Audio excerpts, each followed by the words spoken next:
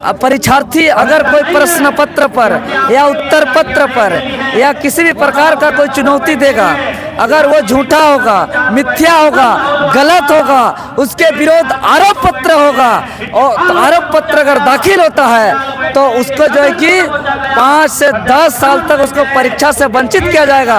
अगर सिद्ध होता है तो और ज़्यादा दिन तक जो है कि उसको परीक्षा से वंचित किया जाएगा और वही छात्र पर अगर दोबारा आरोप पत्र दाखिल किया जाएगा तो आजीवन कोई भी प्रतियोगिता परीक्षा में उसको बैठने नहीं दिया जाएगा। तो सत्र के दौरान आप लोग की तरफ से कोई कुछ आंदोलन या कुछ ऐसा रणनीति चल रहा है क्या? बट आवाज उठाने वालों पर मुकदमा हो जाएगा। उसको जो है कि बिना जांच का FIR होगा उस पर।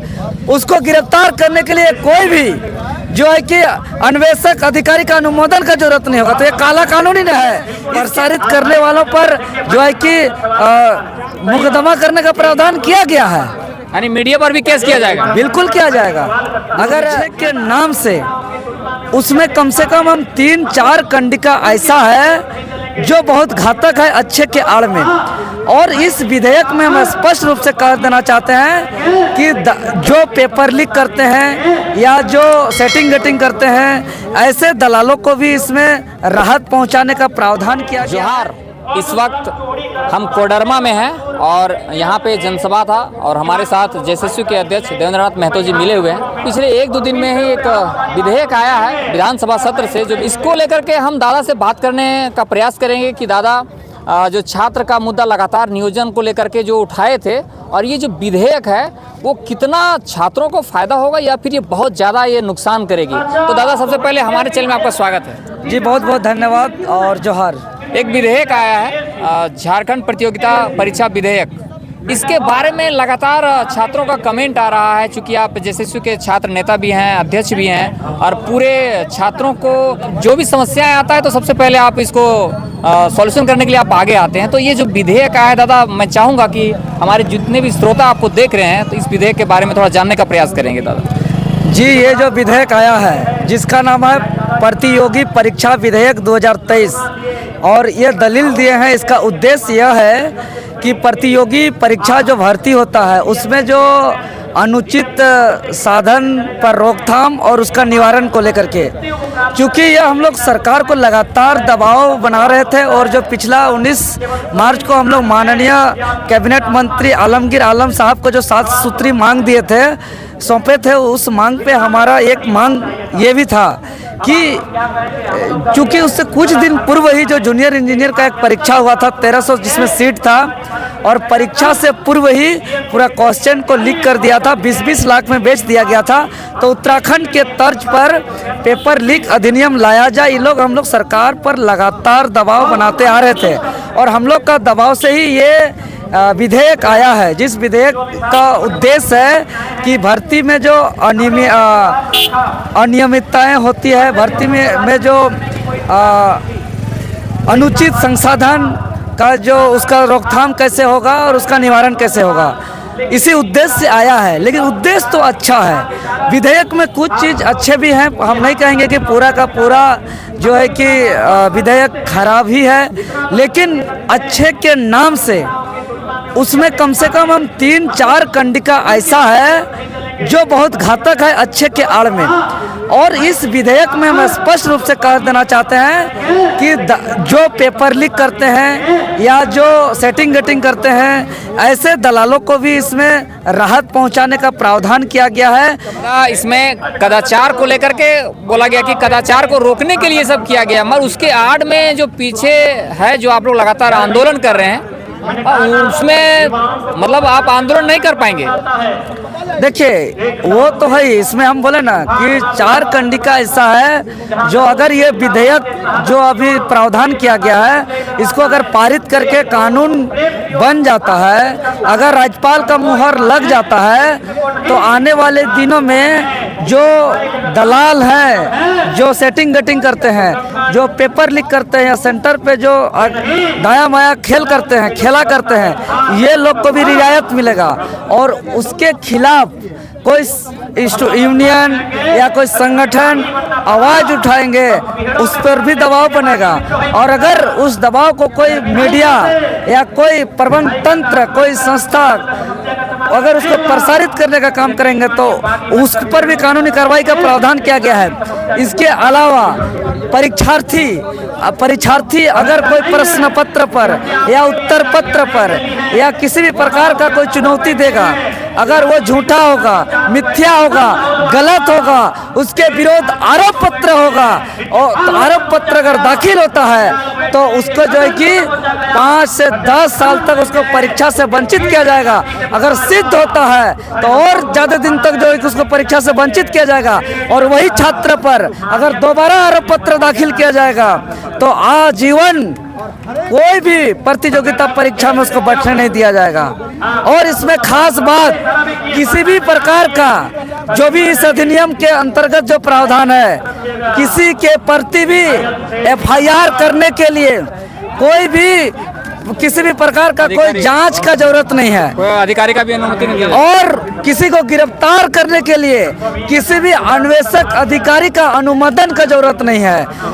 तो इसी प्रकार जो 17 पेज का जो ये विधेयक है, अगर इस विधेयक का पेज नंबर 2 हम पढ़ते हैं, जो कंडिका 2 का अनुसूची 2 का खंड 4 में जो प्रावधान है, इसमें यह कहा गया है कि जो परीक्षा केंद्र के अंदर जो पर्यवेक्षी हैं, जो वहाँ बाहर या अंदर जो तैनात परीक्षा ड्यूटी में कर्मचारी हैं या ड्यूटी में कोई अधिकारी हैं, पदाधिकारी हैं, उसको या उसके कोई रिश्तेदार को या कोई मित्र को अगर आप किसी भी प्रकार का अगर लिखित हो या मौखिक हो उसको आप दबाव बनाते हैं या कोई रियायत मांगते हैं या सहायता मांगते हैं, इस तरह के कोई आरोप अगर होता है तो उस पर कानूनी कार्रवाई होगा। आप बताइए, जो वहाँ कार्यरत कर्मचारी या अधिकारी हैं उसका परीक्षा केंद्र के बाहर या अंदर उसको हम जान सकते हैं, पहचान सकते हैं कौन है या नहीं है, लेकिन उसी बीच में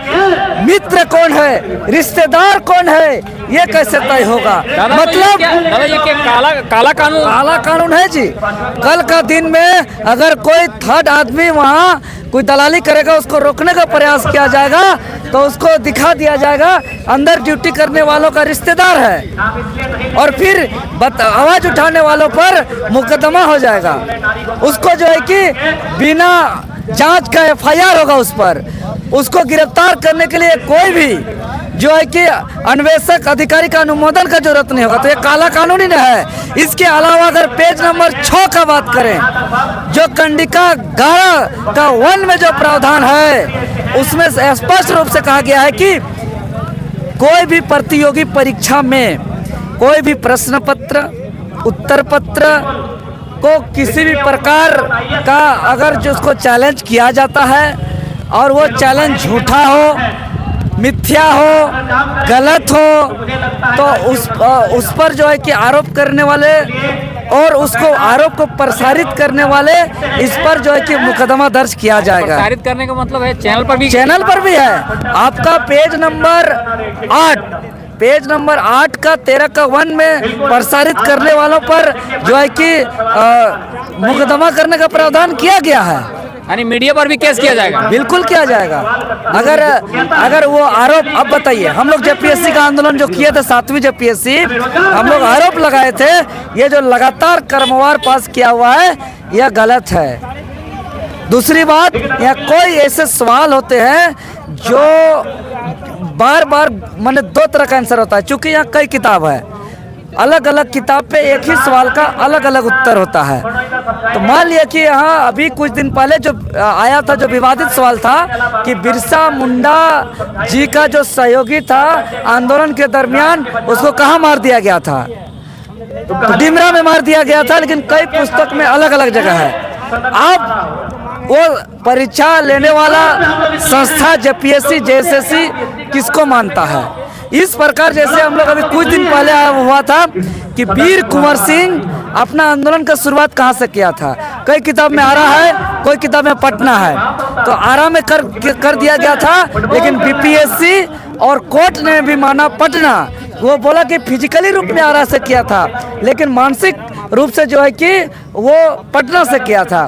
तो इस तरीके से कई ऐसे सवाल हैं जो कई तरह के जवाब आते हैं। ऐसे सवालों पर अगर हम लोग कल के डेट में सवाल खड़ा करते हैं और अगर हमारा सवाल खड़ा किया हुआ कोई पुस्तक में तो सही है, लेकिन उस संस्था के तरफ से या माननीय न्यायालय की तरफ से अगर उसको गलत साबित किया जाएगा तो बताइए हम 10 साल परीक्षा नहीं दे पाएंगे और दूसरी बार ये काम करेंगे तो आजीवन परीक्षा नहीं दे पाएंगे। इसको प्रसारित करने वाले चैनल और आवाज़ उठाने वाले संगठन पर मुकदमा दर्ज होगा। ये इस विधेयक का प्रावधान है और इस पे अगर FIR किया जाएगा तो किसी भी प्रकार का कोई FIR दर्ज करने से पूर्व कोई जांच नहीं किया जाएगा। किसी को गिरफ्तार करने के लिए कोई अन्वेषक बड़ी अधिकारी का अनुमोदन का जरूरत नहीं पड़ेगा। तो बताइए ये काला कानून है कि नहीं? तो दादा हम आपसे जानना चाहेंगे कि ये विधेयक है, जिस तरह से आप बोले उसके हिसाब से तो पूरा काला विधेयक है, तो इसे रोकने के लिए आप लोग देखिए, हम पूरा विधेयक को काला विधेयक नहीं कहेंगे। कुछ भाग इसका अच्छा भी है, लेकिन हम जो सवाल खड़ा किए हैं इसको लेकर के हम राज्यपाल से भी मिलेंगे कि हमारा जो मांग है, जो 3-4 खंडिका पर जो मुख्य रूप से विवादित है उसको संशोधन किया जाए। विधेयक नो डाउट अच्छा है, हम लोग का मांग पर भी आया है, लेकिन इस विधेयक के आड़ पे जो परीक्षार्थी पर, जो आवाज उठाने वाले संगठन पर, जो प्रसारित करने वाले न्यूज चैनल पर और जो परीक्षा केंद्र पे दलाल और सेटिंग गेटिंग करने वालों को जो राहत पहुंचाया जा रहा है और बाकी लोग को दबाव पहुंचाया जा रहा है और पुलिस प्रशासन को जो है कि FIR करने के लिए जांच की जरूरत नहीं पड़ रहा है, गिरफ्तार करने के लिए बड़े अधिकारियों का अनुमोदन का जरूरत नहीं पड़ रहा है। ये तमाम सवालों को संशोधन करते हुए जो है कि इस विधेयक को कानून के रूप में बनाना चाहिए। दादा एक अंतिम सवाल आपसे अब लेना चाहेंगे। अभी तो सत्र चल रहा है, तो सत्र के दौरान आप लोग की तरफ से कोई कुछ आंदोलन या कुछ ऐसा रणनीति चल रहा है क्या? जी, चूँकि हम लोग लगातार इससे पूर्व कई आंदोलन किए, कोई डिजिटली आंदोलन, कोई फिजिकली आंदोलन को ऐतिहासिक सफल बनाए, ट्विटर कैंपेन किए, मुख्यमंत्री आवास का घेराव किए, बार बार जो है कि विधानसभा का भी घेराव किए, 2-2 बार बंदी कराए, पूरे राज्य भर में हम लोग कैंडल मसाल जुलूस निकाले, जगह जगह जो है कि हाट बाजार में ढोल नगाड़ा बजाए, सकुआ पत्ता घुमाए। तो हम लोग इस मानसून सत्र पे इसको मौका दिए कि इसमें सुधार करिए, अन्यथा यह तो आगे और बहुत बड़ा आंदोलन होगा। अभी तो कोई तैयारी नहीं है? तैयारी है, कुछ दिन में आप लोग को मीडिया के माध्यम से बता दिया जाएगा, लेकिन हम लोग जो नियोजन नीति का आंदोलन है वो आंदोलन किसी भी प्रकार का ठंडा अवस्था में नहीं है, यह गर्म अवस्था पे है और ये आगे बहुत बड़ा पैमाने पे होगा। तो दादा को आप देवेंद्रनाथ महतो जी को आप सुन रहे थे, दादा आपने समय दिया इसके लिए बहुत बहुत धन्यवाद। जी आपको भी धन्यवाद। और दादा का विचार कैसा लगा जरूर कमेंट करके बताएं, वीडियो कैसा लगा जरूर लाइक और शेयर करें। अब मिलेंगे अगले वीडियो में, तब तक के लिए इजाजत दीजिए। जय हिंद, जय झारखंड।